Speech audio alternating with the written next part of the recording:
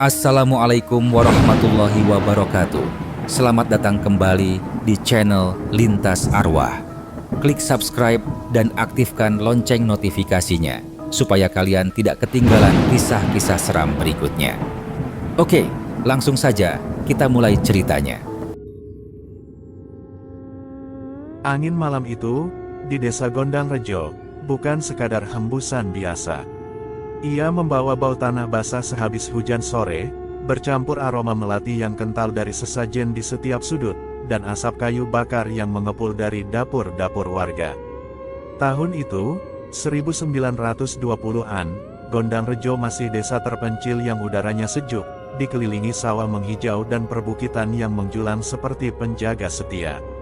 Listrik, jangankan listrik, obor dan petromax sudah jadi barang mewah.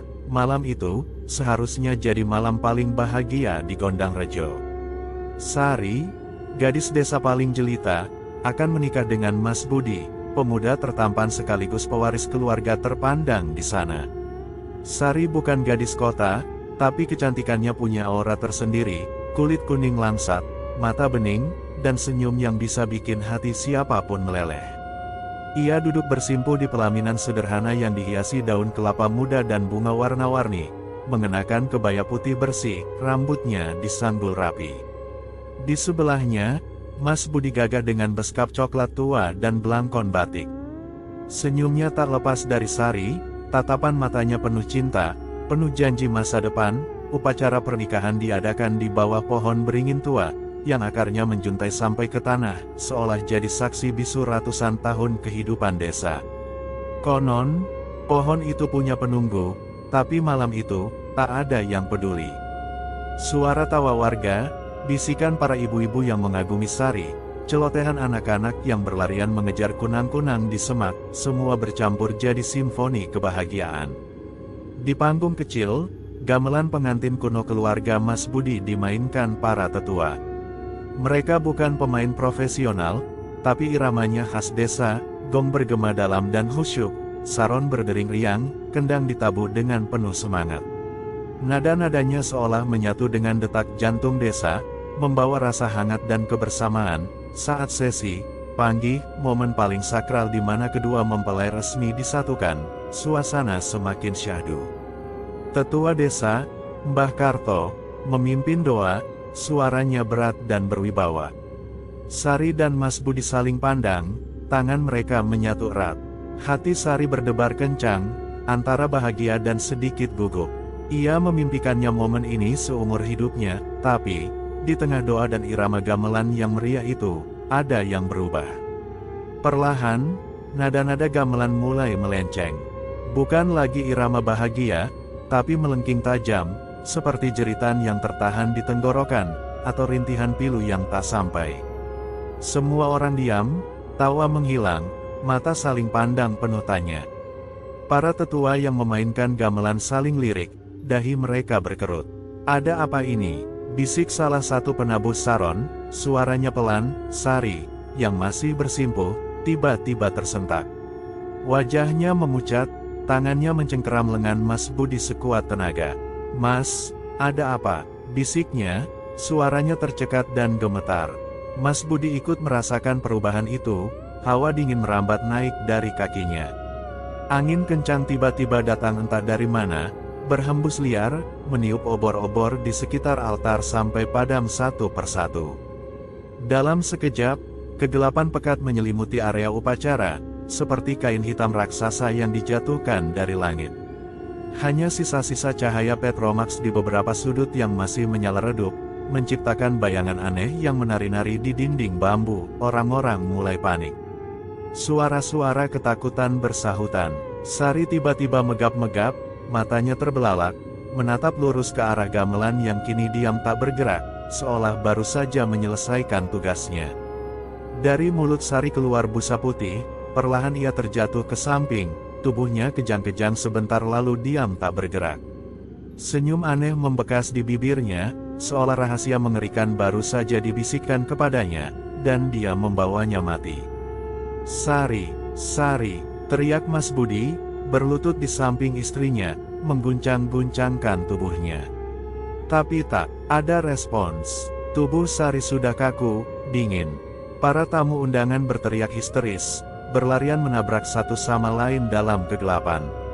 Anak-anak menangis ketakutan. Kerusuhan tak terhindarkan. Di tengah kekacauan itu, Mas Budi, yang syok dan kalut, tiba-tiba menghilang tanpa jejak. Tak ada yang tahu kemana perginya. Apakah ia lari, atau ditarik sesuatu dalam kegelapan?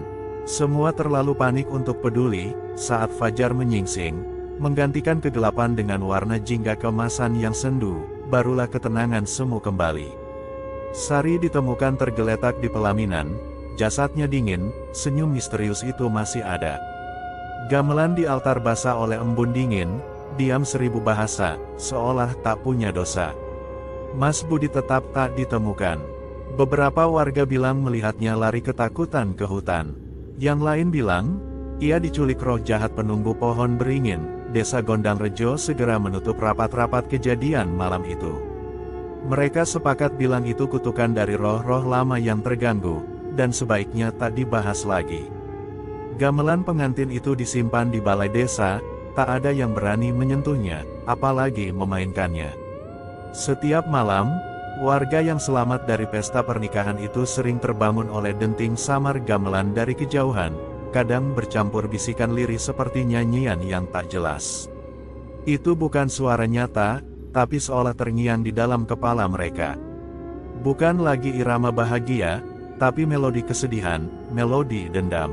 Bulu kuduk mereka merinding pelan-pelan, membuat mereka menarik selimut lebih tinggi, berharap mimpi buruk itu tak pernah jadi kenyataan.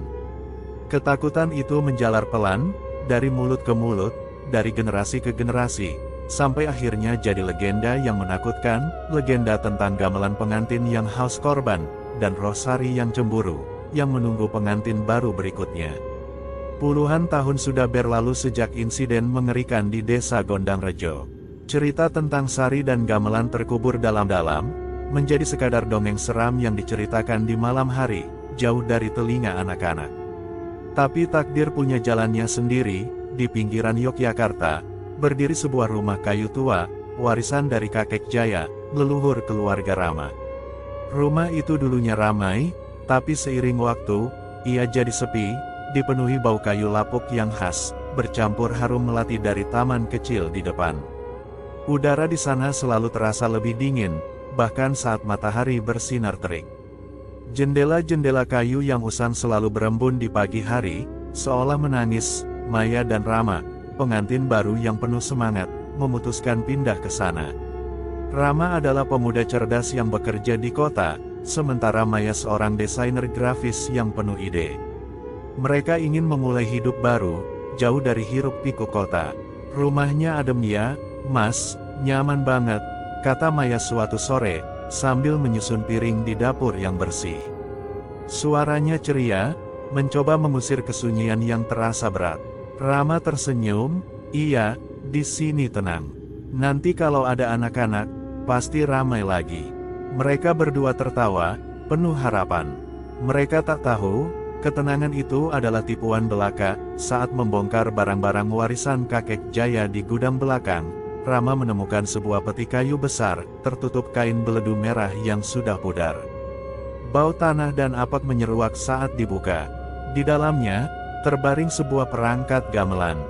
Bukan gamelan biasa. Gongnya berkarat, saron-saronnya dingin seperti batu nisan, dan kendangnya terlihat usang, seolah sudah melewati ratusan tahun. Warnanya gelap, bukan coklat kayu, tapi hitam pekat. Wow, gamelan kuno. Ini dari zaman kapan ya? Seru Maya, kagum. Ia mengusap saron yang berdebu. Pasti bagus buat dekorasi. Aura seninya kuat banget. Rama mengangguk, iya, kakek memang suka barang-barang antik. Mungkin ini warisan turun-temurun. Mereka memindahkan gamelan itu ke ruang tengah, menaruhnya di sudut yang cukup luas, lalu menutupi dengan kain batik merah baru yang cerah. Harapan mereka, gamelan itu akan jadi pemanis ruangan, bukti kejayaan masa lalu keluarga Rama. Mereka tak tahu, di balik kemegahan yang usang itu, ada mata yang mengawasi, menunggu waktu yang tepat. Malam pertama mereka di rumah itu, bulan purnama bersinar terang menembus celah jendela. Maya terbangun. Jam dinding menunjukkan pukul 2 dini hari. Ia mendengar denting halus, seperti jari tak terlihat menyentuh saron. Pelan sekali, hampir tak terdengar. "Rama, kamu main gamelan tadi?" bisiknya, setengah mengantuk. Rama menggeliat, "Enggak, aku tidur nyenyak kok. Mungkin angin." Mereka tertawa kecil, berusaha menganggap itu hanya halusinasi atau suara rumah tua yang berderit. Tapi Maya merasa bulu kuduknya merinding, seperti ada hembusan napas dingin di tengkuknya. Pagi harinya, saat Maya membersihkan gamelan di ruang tengah, ia tersenyum bahagia. Ia membayangkan rumah ini akan jadi tempat yang hangat, penuh tawa, seperti di film-film romantis. Sambil mengelap saron, jarinya tak sengaja tergesek tepi kendang yang kasar. Darah merah segar menetes pelan, membasahi permukaan kayu kendang yang gelap. "Aduh, sakit nih," gumamnya. Buru-buru ia isap jarinya yang terluka, lalu membersihkan tetesan darah itu dengan lap bersih. Dasar ceroboh, ia mencela dirinya sendiri. Tapi, saat ia menatap kendang itu lagi, ia merasa ada sesuatu yang berkedip samar di permukaan kayu, seperti ada mata yang terbuka sebentar, lalu menutup lagi. Ia berkedip, mengira itu hanya pantulan cahaya. Tapi perasaan gelisah mulai menjalar. Malam kedua, suara itu datang lagi. Kali ini lebih jelas. Dentingan gamelan bukan lagi halus, tapi sedikit lebih keras, diiringi bisikan samar seperti nyanyian sinden yang tersendat. "Lirih sekali, kembalikan janjiku." Maya duduk di tempat tidur, jantungnya mulai berdegup lebih cepat. Ia memberanikan diri bangun, berjalan pelan ke ruang tengah. Gamelan tampak diam di bawah balutan batik merah. Tak ada yang aneh, hanya bayangan panjang dari pohon di luar jendela yang bergoyang pelan. Rama ikut bangun, mengusap wajahnya yang kusut. "Mungkin tikus, atau kucing lewat," katanya, mencoba rasional. Tapi raut wajahnya juga menyimpan kegelisahan. Pagi harinya, saat Rama bersiap kerja, ia menemukan sesuatu yang membuat lidahnya keluh. Di dinding kayu tua di samping gamelan, ada ukiran kasar. Bukan ukiran sengaja, tapi seperti bekas cakar atau goresan benda tajam. Huruf-huruf itu membentuk satu nama, Sari. Rama kaget, ia tak pernah melihat ukiran itu sebelumnya. "Maya, lihat ini," panggilnya, suaranya pelan. Maya ikut terkejut. "Siapa yang nulis ini? Nggak lucu deh." Rama menggeleng, "Aku nggak tahu. Kemarin belum ada." Mereka saling pandang, pikiran mereka berpacu. Nama Sari, siapa Sari? Ketegangan mulai merayap, seperti kabut dingin yang pelan-pelan menyelimuti rumah itu, dari dapur sampai kamar tidur. Suasana ceria yang mereka bawa perlahan terkikis, digantikan oleh kecemasan yang tak jelas juntrungannya. Setiap derit lantai, setiap hembusan angin, setiap bayangan yang melintas di jendela, terasa seperti ancaman. Maya dan Rama mulai berbicara lebih pelan, sering saling lirik, dan sering terdiam di tengah pembicaraan. Mereka masih mencoba meyakinkan diri, mungkin cuma halusinasi. Rumah tua memang begini, tapi jauh di lubuk hati, mereka tahu, ada sesuatu yang tidak beres. Sesuatu yang tua, yang menunggu, dan kini sudah terbangun. Dan ukiran nama, Sari itu, terasa seperti sebuah peringatan, sebuah tanda bahwa mereka bukan satu-satunya penghuni di rumah warisan ini. Malam-malam di rumah warisan keluarga Rama semakin mencekam.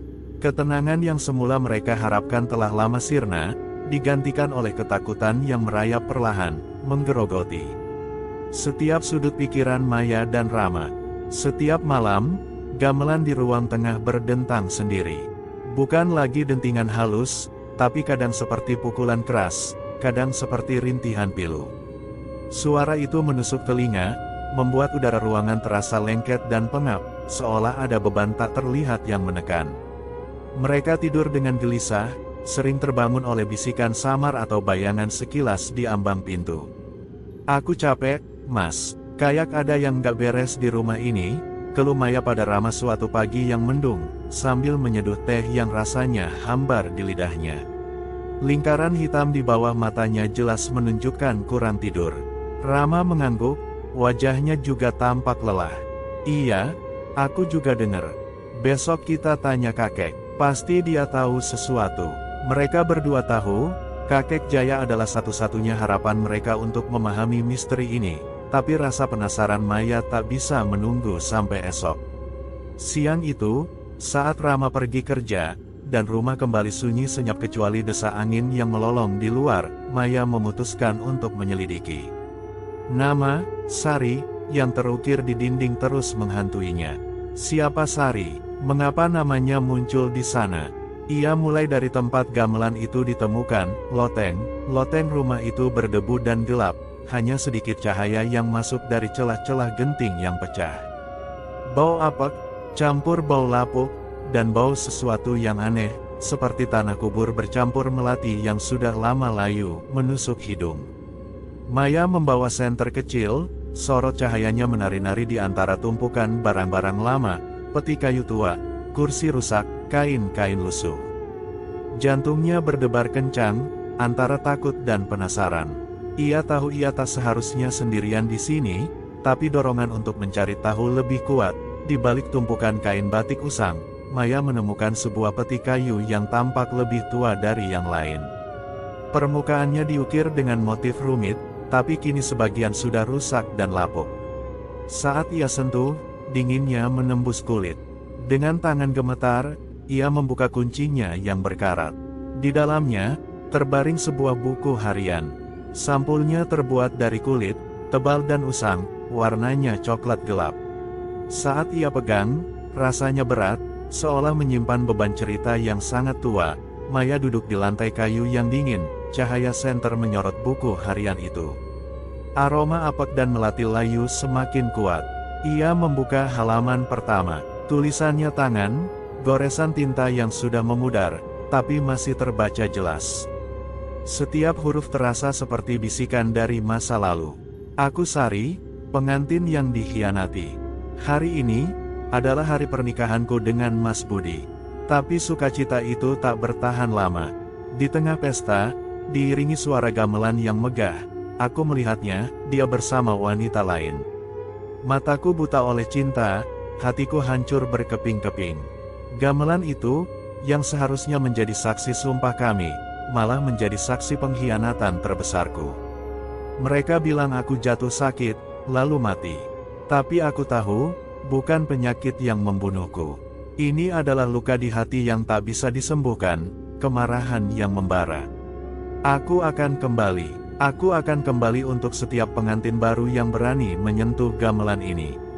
Mereka harus merasakan apa yang kurasakan. Janjiku akan terwujud. Gamelan ini adalah rumahku sekarang. Maya membaca tulisan itu, napasnya tertahan. Matanya melotot, tak percaya. Jadi ini dia Sari, pengantin yang dikhianati. Gamelan itu adalah perangkap. Saat Maya membalik halaman, angin dingin tiba-tiba menyapu loteng, menerbangkan debu dan kain-kain lusuh. Padahal semua jendela tertutup rapat.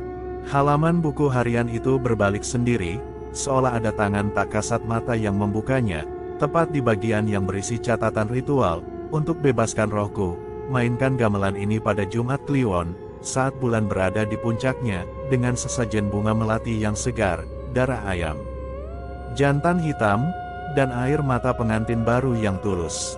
Hanya dengan itu, jiwaku akan menemukan kedamaian, dan kutukan akan terangkat. Jika tidak, aku akan selamanya terikat, menghantui setiap pengantin yang berani datang. Tiba-tiba, dari sela-sela debu, muncul coretan baru di bawah tulisan lama.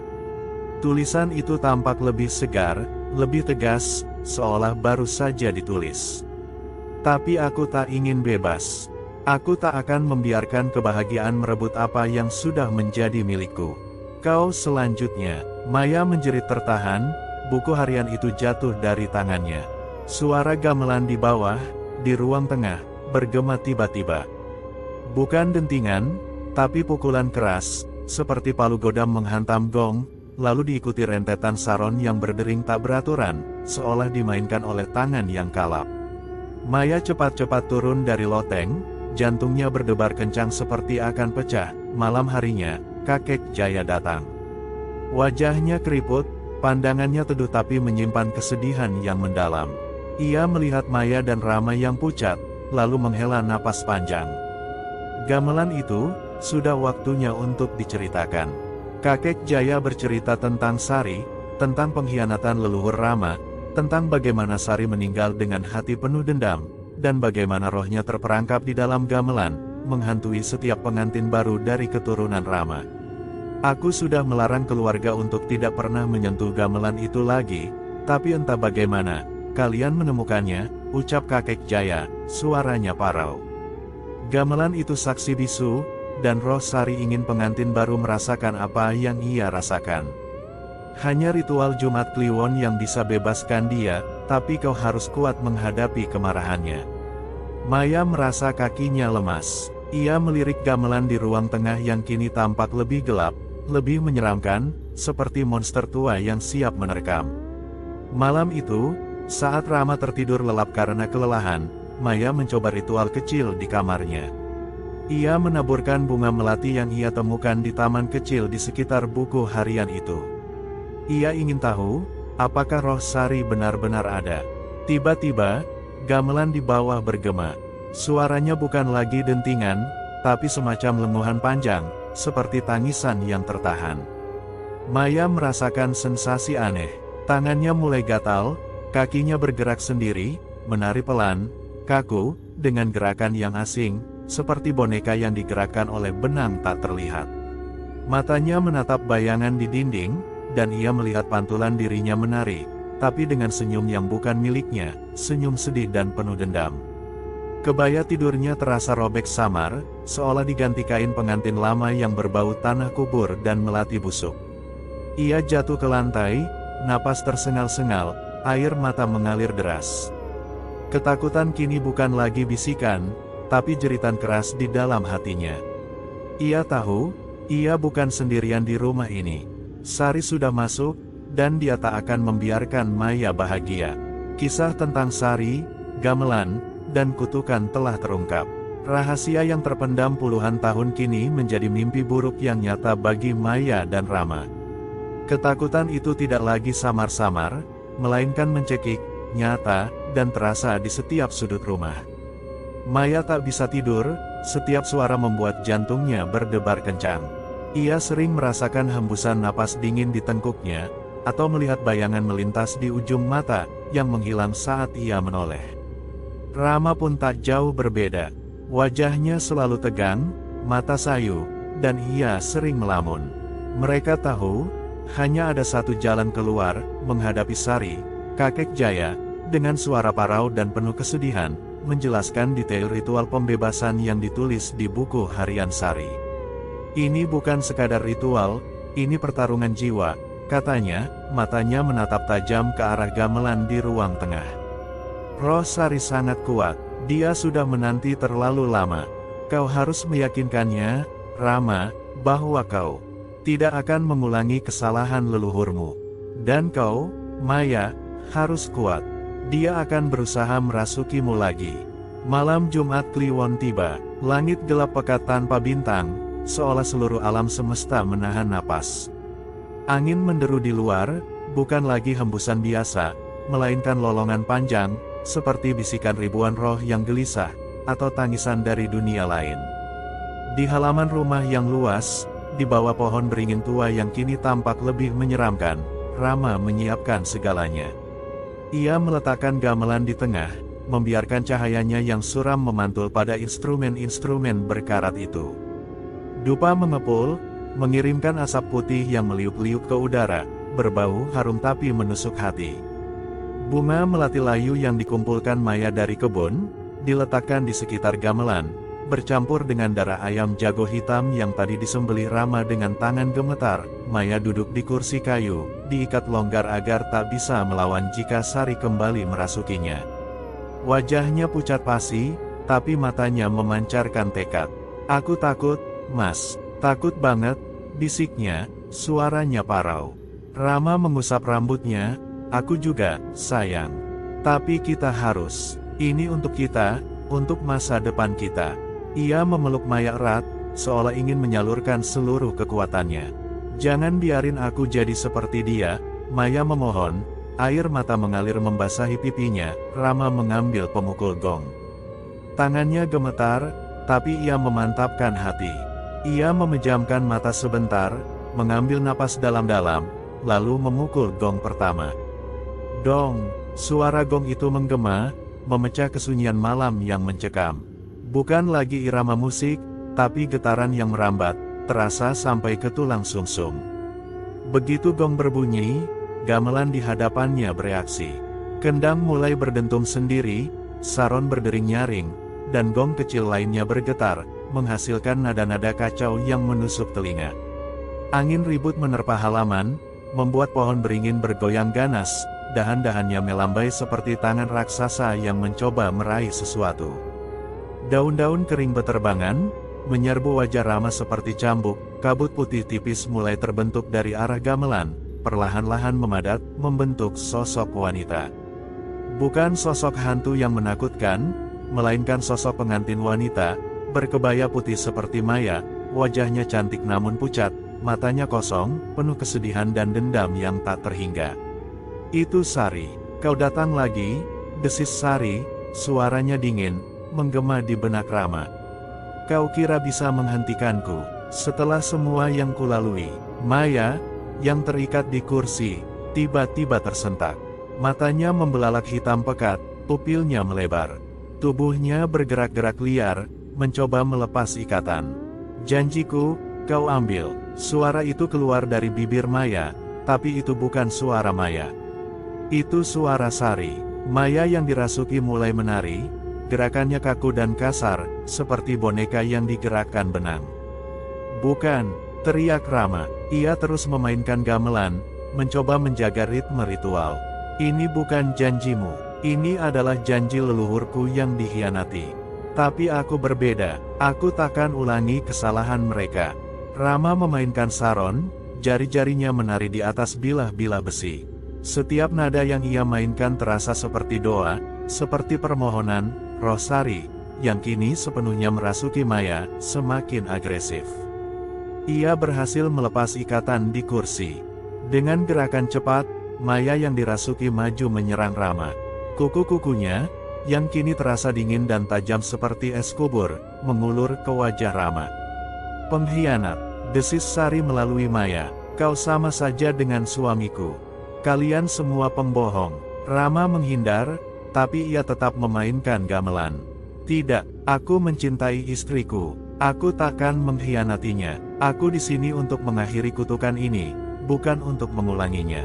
Rama memukul kendang, iramanya semakin cepat, mencoba menenggelamkan suara marah Sari. Pertarungan fisik dan spiritual terjadi. Maya yang dirasuki bergerak lincah, mencoba menjatuhkan Rama, menghentikannya. Tapi Rama terus melawan, menari di antara pukulan-pukulan gamelan, menghindari serangan Maya. Keringat bercucuran membasahi wajahnya, napasnya tersengal-sengal. Ia melihat ke dalam mata Maya, mencoba mencari sedikit kesadaran istrinya. Maya, lawan dia, ini bukan kamu. Sari tertawa, tawa dingin yang menggema di malam hari. Dia milikku sekarang, dia akan menari bersamaku selamanya. Sama seperti aku menari dalam kesedihan. Di puncak ritual, saat Rama memainkan saron dengan seluruh tenaganya, ia berteriak, Sari, dengar aku, lepaskan dendammu, kau bebas. Aku di sini bukan untuk menghakimimu, tapi untuk membebaskanmu dari penderitaan ini. Rama memukul saron terakhir dengan sekuat tenaga, menghasilkan nada yang melengking, memekakkan telinga, tapi entah kenapa, terdengar seperti sebuah tangisan yang dilepaskan, rang. Tiba-tiba, saron yang dipukul Rama retak menjadi dua. Suara gamelan itu mendadak hening, pudar menjadi bisikan pelan yang menyayat hati, lalu benar-benar diam. Kabut putih roh Sari berputar kacau di sekitar Maya, seperti pusaran angin yang kebingungan, lalu perlahan menghilang ke kegelapan malam, tidak meninggalkan jejak selain hembusan angin dingin yang mereda pelan. Maya ambruk. Rama segera berlari menghampirinya, memeluk tubuh istrinya yang lemas. Mata Maya berkedip-kedip, melihat Rama dengan pandangan bingung. Mas, Apa yang terjadi? Bisiknya, suaranya sendiri. Aku mimpi buruk sekali. Ada air mata di wajahnya, tapi bukan air mata dendam, melainkan air mata kelegaan. Ia ingat samar-samar tentang pesta pernikahan, tentang pengkhianatan, tentang rasa sakit yang tak terhingga. Pagi harinya, rumah kembali sunyi. Gamelan itu, yang kini retak di beberapa bagian, diam 1000 bahasa. Aura mencekamnya hilang, digantikan oleh keheningan yang damai. Maya dan Rama, dengan dibantu kakek Jaya, membakar sisa-sisa gamelan itu di halaman. Api oranye menari pelan di bawah matahari pagi yang hangat. Asap membubung tinggi, membawa serta sisa-sisa kesedihan dan dendam yang selama ini terperangkap. "Kita aman sekarang," kata Rama, memeluk Maya erat. Maya mengangguk, menyandarkan kepalanya di bahu suaminya. "Tapi aku takkan pernah melupakan Sari," katanya. "Semoga dia benar-benar damai. Hidup mereka kembali normal, atau setidaknya, mendekati normal. Mereka punya cerita untuk diceritakan, sebuah pelajaran tentang dendam dan pengampunan." Kadang, di malam hari, saat angin berhembus kencang, mereka masih mendengar denting samar gamelan dari kejauhan, atau bisikan lirih nyanyian sinden. Itu mungkin hanya ilusi, sisa-sisa kenangan.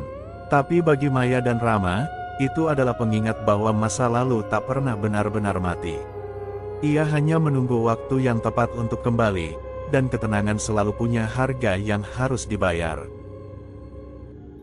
Dan itulah kisah horor malam ini. Percaya atau tidak, semua kembali pada diri kita masing-masing. Sampai jumpa di cerita horor berikutnya. Wassalamualaikum warahmatullahi wabarakatuh.